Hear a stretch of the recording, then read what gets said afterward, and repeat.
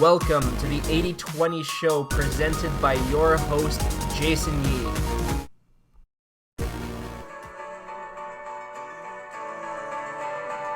Welcome.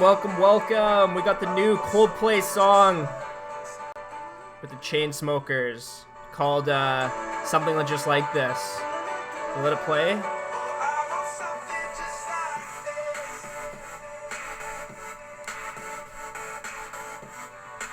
Gotta like that drop for those who are into music like I am. I know music. I'm just kidding. I got not many ideas about music, but let's get going with what's happening today. Well, technically today is day 5 of the Patrick Kane challenge. I'm Jason Yee. This is Train 2.0. The mission here is for us to hone in on the 80-20 to figure out the 20%, maybe even the 10 or the 5% of hockey drills and things. Yeah, I don't like this. It's kind of Euro style, but I'm also hot. No red sweater. So our mission here is to hone in on the 80-20 together to find what works and hone in, double down on that, and to discard the BS, the drone coach advice that doesn't work. Right now, we're working on all sorts of stuff, but the main focus is the Patrick Kane challenge, and I'm putting myself through that. We're going to see if, hey, can someone learn how to stick handle like Patrick Kane? How quickly can that happen? Is it doable? Right? For now, we've seen Patrick Kane do it, and we're like, okay, that's tough. I think we saw Pavel Barber did a fantastic job of that, and I think Brandon Bolig did a spoof of it. It's tricky to do, right? You can apparently get through college hockey with, without being able to do that, and because I was able to do it. But to really nail this thing, we got to do some work, right? And so today we're going to kind of go over the differences, and I'm going to tell you guys a little bit about what I've learned so far, and let's jump right into that. All right, here we are. I'm going to share my screen with you here. So, here's what I've learned. Here's day 1. Let's take a look at this. Day 1, 4 pucks. This is, tragic.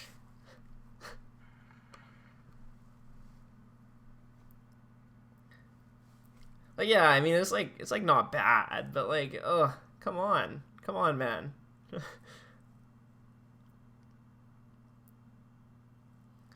Really choppy, having a hard time kind of rolling that wrist over, moving the puck. I mean, doing some cool things, but then also just a little lost, right? And remember, this is after a full career playing, surviving college hockey. Now, let's look a little bit here now.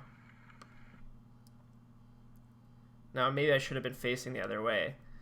But I think you guys should be noticing a pretty big difference with that.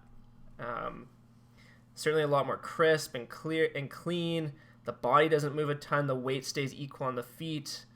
I'd hazard to say we're starting to look a little bit more Kane-like. But, you guys let me know what you think. Now, let me tell you, this is tricky. Going backwards and avoiding the pucks with your feet. That's tough. So, like I said, this one right here, watching where I was at, is a pretty accurate representation of where I finished playing hockey. So it's not like I'm, I'm doctoring this thing. It's this is pretty accurate, and then this is a pretty significant change in just the look, but then also the control. and just the feel that I have actually. So that's kind of interesting. So this was today. This was my that was the last video I showed you where I went through those cones in that order, kind of that structured drill, was going through those. That was kind of like the last thing I did today. This is my first attempt of the day, right? And so like not bad, certainly better than the very first video, but there's still some improvement. Now, the biggest difference that I did between this one and this clip is, rather than trying to like weave through pucks on the first one, what I did was I chose to move in and out of spaces. So it looks like my hands are moving really fast, but I'm not actually like in the first one I was kind of like weaving around these pucks, which is quite challenging to do. But instead, you'll see I kind of like go through it, but then keep my stick handles going, and then move it over here, and then keep the stick handles going, and then move it over here. So I'm not actually kind of like weaving in and out of the pucks. I'm just moving, here and then there. And so that's kind of something I noticed Kane was able to do, or is able to do.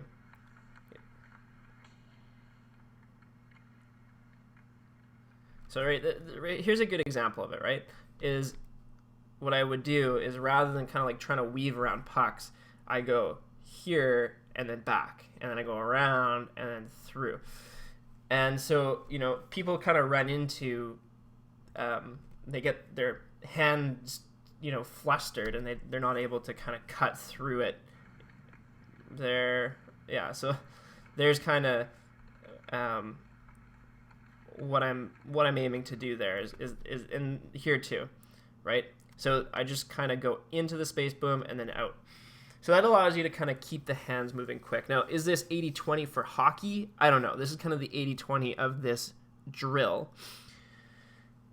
So I'm fully aware of that and open to that. So anyway, that was, I think this goes on a bit longer. So now the next step, and so while I'm because I know there's a bit of a delay here, so I'm going to kind of throw some questions at you guys if you have any questions, you might want to ask them now, because, like I said, there's a bit of a 30-second delay, and I don't like waiting long for questions.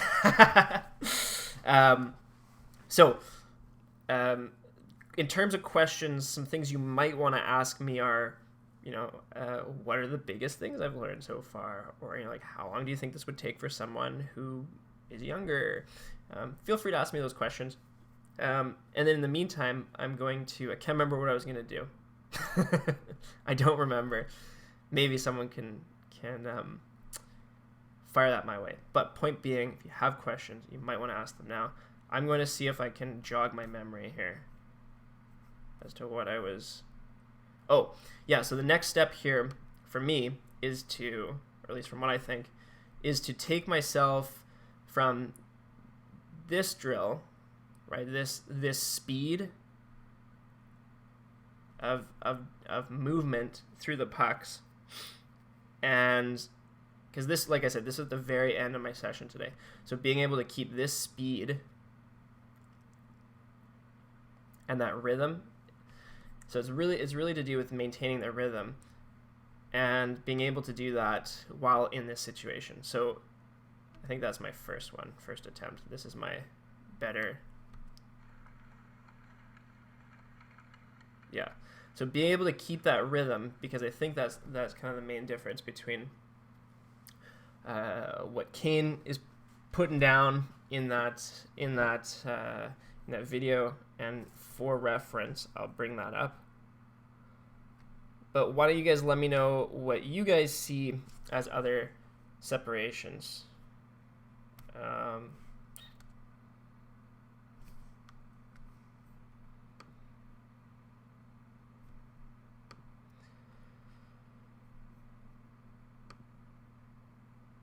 So I gotta be careful with this. I don't want it to be too big because, sorry about that, guys. I'm gonna make it kind of small and kind of like occlude it so that I'm not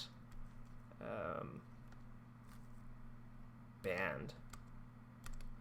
Okay, so here's Kane doing it, the second one. It looks like he has his even more like spaced out than me.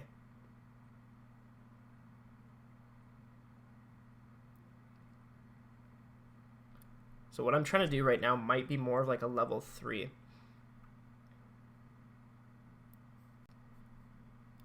Because it's a little different to tell. So anyway, let me know what you guys think is different. And what is the same? As I'm watching that and comparing that, I'm seeing a few things myself. I'm going to go to the questions here.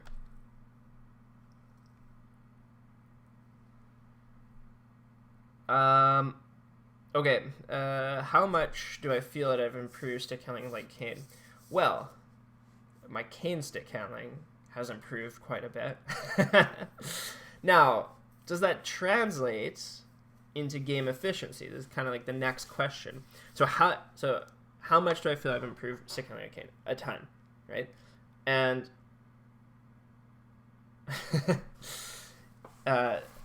so you can simply see the improvement, right? In terms of the smoothness, the speed, the precision, and that flowing quality that Kane has. That is all stuff I've learned, and literally in the last 5 days, right? 4 days, because I took a day off Sunday. Or 5 if you like. It's up to you.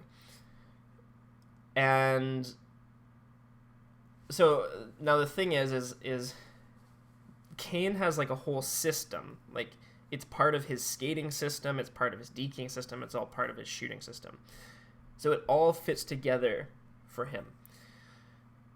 If you're Ovechkin, you're going to be shooting in a different way than how Kane shoots, right?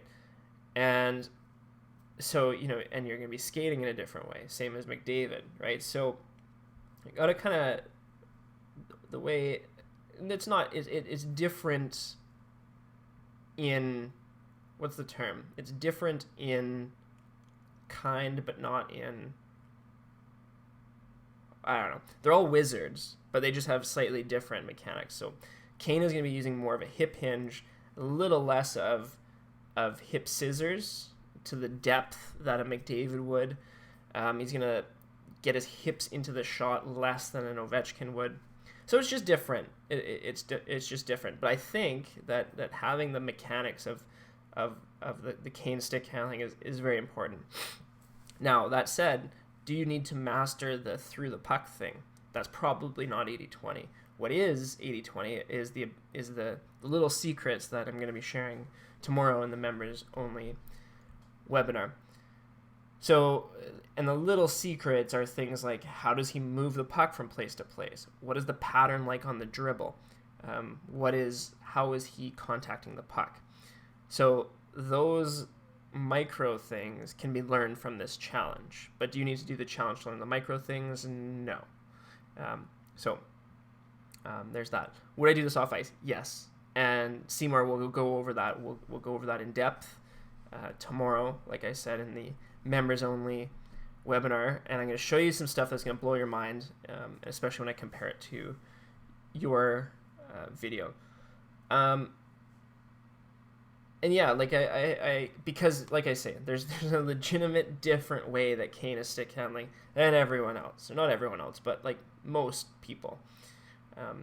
And the scary part is that you guys are going to be stick handling like that very soon. You can see how quickly it happens and can change. Yeah, it's a good way to activate your hands before a game. And the puck throw at the camera.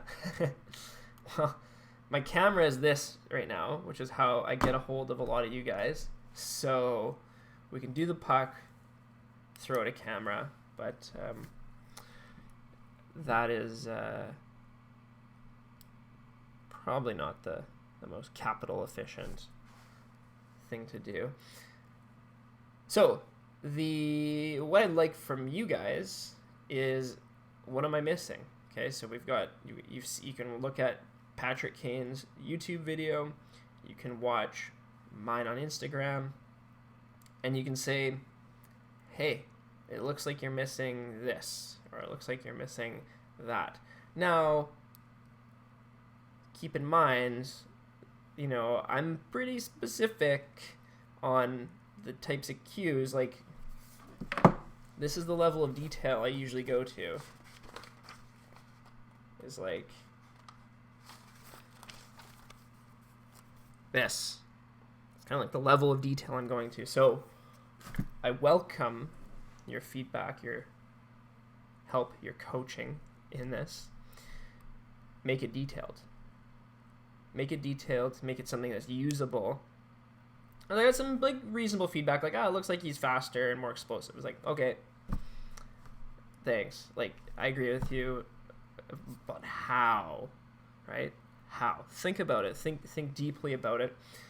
Because when you push yourself to think hard, that's when you come up with these gems, right? When you guys go into the membership area and you're getting advice that just works, it's because we've thought about it really hard. We've thrown out a whole bunch of stuff that didn't work, right? I watch some videos on YouTube or wherever, or I go watch practices, and I just hear advice like, hey, make sure your chest is angled this, in the right way. Well, what's the right way? I don't know, right? Lean your hand into the stick, blah, blah, blah. Like, all right, like, let's lean the stick into the thing, right? No. That gives so much room for things to be misinterpreted or screwed up, right?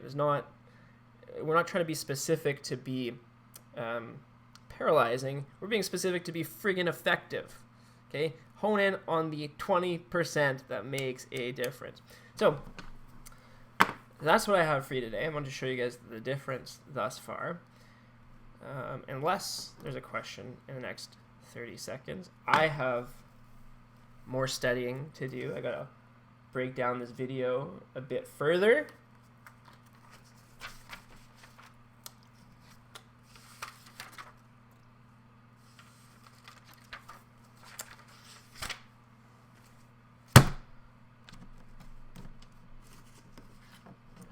I do feel bad when I say I'm leaving, and then there's like, I literally end it, and then there's a whole bunch of questions. I'm giving you that opportunity now. If it exists, there it is. Okay.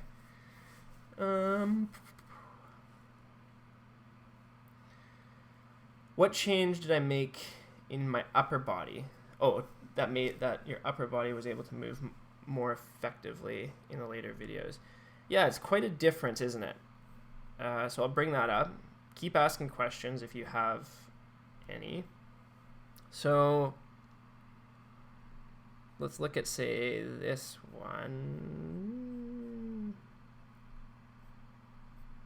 Let's look at this one, because this is kind of like my favorite one thus far. So I'll just play these side by side, making sure people can see me.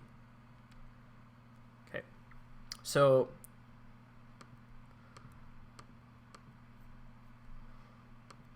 play these side by side.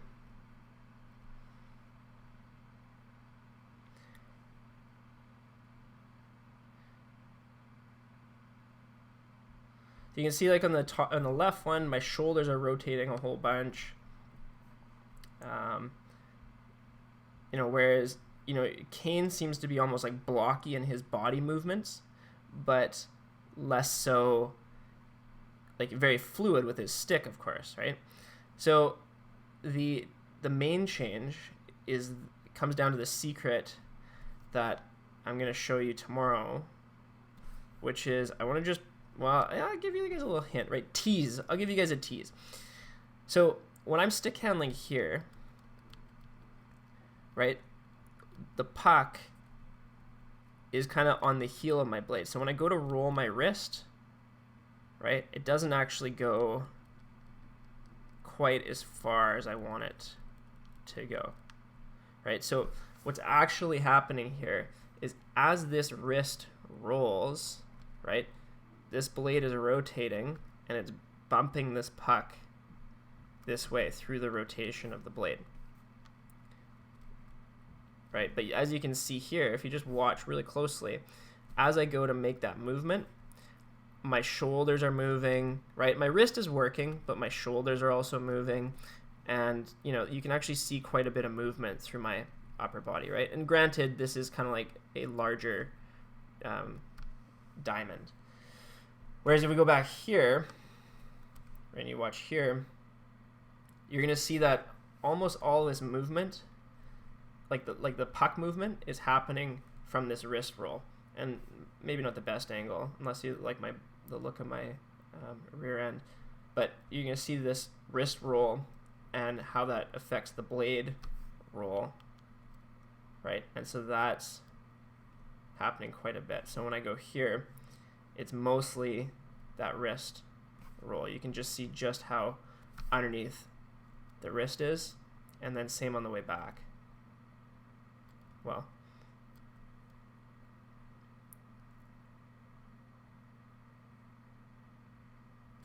so let me know if that makes sense. That's a little tease, if you will.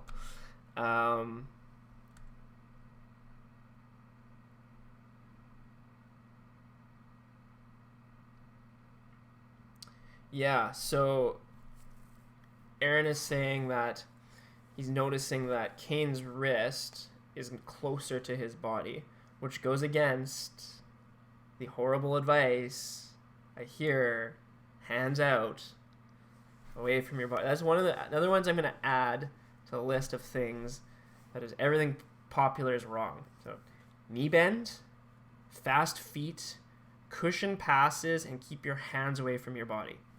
Everything popular is wrong, apparently. I mean, I wish it wasn't, but it seems to be. Kane keeps his hand pretty and tight, and with the NHL grip code, that's kind of what allows you to do that. And what I was saying a second ago, okay, in my last post on Instagram, I said the goal now is to take that fluid kind of side-to-side motion and have it so that we take it into a more spontaneous environment. What this is called, now this is Nerd Alert City, okay? If you're a nerd, you'll like this part. If you're not, go check out someone else's channel, okay? Nerd Alert. When we think of something called the motor learning theory behind this is called dynamical systems theory. Now, if you've ever seen a flock of birds flying around, what's amazing is the whole flock operates as like its own organism, and each individual bird also operates as their own organism, right? They don't run into each other. You know, you ever see two birds just go bam in midair and just drop to the ground? No, it doesn't happen because the way this system works. So that's an example of a dynamical system, and what that means is that it self-organizes, okay? And your brain and your body, let's say, because that includes your brain, is a type of self-organizing system where each part operates as its own organism or entity as a part of a larger system. This is why some motor learning researchers look at this theory and apply it to motor learning. So how this applies to this situation where Aaron is saying the wrist seems to be doing more work, and it seems to be in a different position. And I said, well, my movement now is coming more from my wrist and less from the center of my body. My center of my body is more stable, and my wrist is more mobile. This is something that kind of branches off from dynamical system theory, and this is called proximal to distal gradient, or no, proximal stability to distal mobility, meaning that you want to have the center of your body be more stable, less movement, and the more distal, the parts further away from the center of your body, to be more mobile.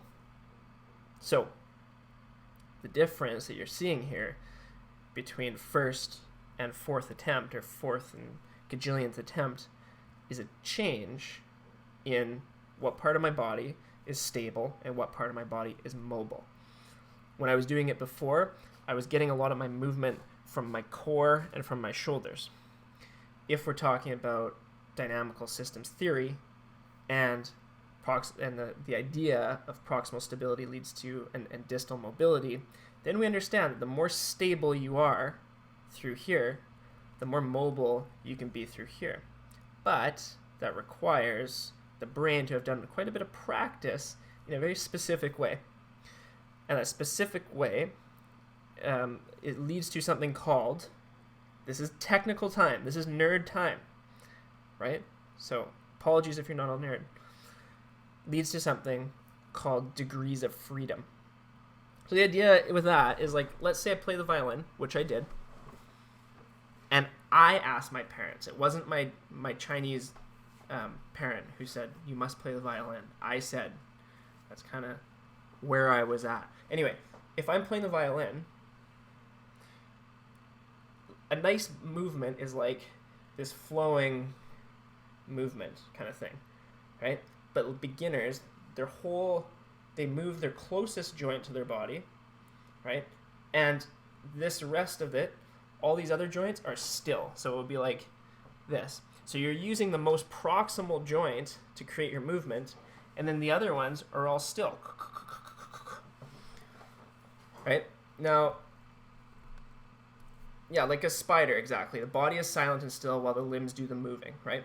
So when you get into that proximal distal gradient and open up degrees of freedom through specific practice, we'll talk about that in a second, okay? Then what ends up happening is less movement starts happening here and more movement starts happening at the more distal joints, right? So your fingers, your elbow, right? So now you get more movement from these distal joints and less from here. And that leads to, and this is like, shown in research studies, that as you're a beginner, right, you have less degrees of freedom. Everything from here down locks up, right? And your movement comes from your more proximal joint. But this is not as efficient or effective. As you become more of an expert, you open up degrees of freedom, less movement occurs at the proximal joint, and more movement happens at the hand, wrist, fingers, and elbow. So this is shown very, very clearly in a lot of motor learning studies that this shift happens from beginner to expert, is the proximal distal gradient, degrees of freedom, that kind of thing. So the perspective we use to learn that is dynamical systems theory. Now, going back to, I'm getting some questions here.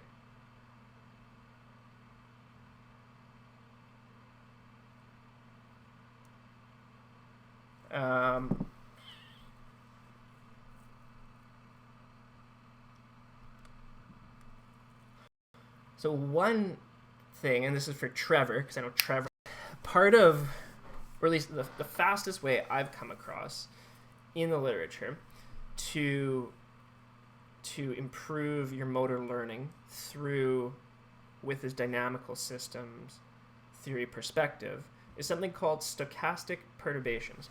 What this means is that if we have a target skill, let's say the target skill is this, give me a second. Let's say this is the target skill, is being able to go across the body like that, smoothly and carefully, right? So in this situation, it's very predictable. I'm going to go left, boom, I'm going to go left, I'm going to go right, I'm going to go left, and then I'm going to go right. Stochastic perturbation means that what you're going to do is you're going to take, instead of just going left, right, you're going to vary the movement before and after the target skill. So maybe it's like a toe drag, and then, well, let's say the target skill is to my forehand, one of those little cuts, right? Boom, to the forehand. So if you're using a dynamical systems theory perspective, the fastest way in the literature is stochastic perturbation, meaning that you adjust the before and after skill of the target skill. And that's the best way to increase your ability to be spontaneous and to kind of preload motor learning patterns or motor patterns, motor firing patterns, whatever we want to use. The best way to preload that into our system, or to at least make it so that at any given point when we're doing a skill, we also have optionality to do any other ranges of skills. So that is like the absolute most technical way I can describe this whole thing. So I think going back to your main question, Aaron, which was what change I made with my upper body, that was the change, right? I use that perspective, I use that theory to inform that change. And so I started focusing on the mobility of my wrist and working to firm up this movement. But I didn't have to really focus too much on this, because getting the wrist mechanics dialed in led to the downstream effects. So Trevor, I believe I might have asked your question, or answered your question, because what you're saying is it a good idea to practice stick handling from your knees or sitting down to focus on silencing the body? So if you use the perspective of dynamical systems theory and the idea of stochastic perturbations, I need to come up with a sexier name, because I've got hockey hypnosis, fantastic formulas, magic mechanics. Stochastic perturbations kind of killed a lot of people. That's all right. So that should answer your question, Trevor. Is whatever the target skill is, vary the before and after. So that's my plan next, is to learn target skills and then vary the before and after to get it to that more spontaneous thing. That's what I alluded to in my third Instagram post today. So today I showed you the difference. Then we went way down the rabbit hole into the technical. If you want the research on it, I don't think you can get it. I had to email someone in Australia for that, but I might have the PDF somewhere. So let me know. Cost me, I think, $8. So not a bad value. That's what I got for you today. That's what I got. Unless there's any other questions, we are going to turn on Coldplay and then hit the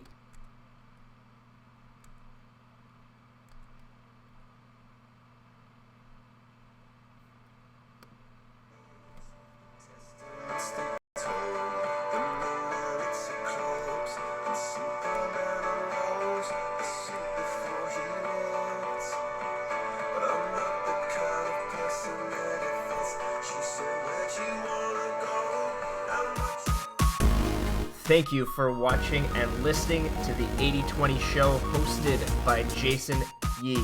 Be sure to check out more at train2.0.com.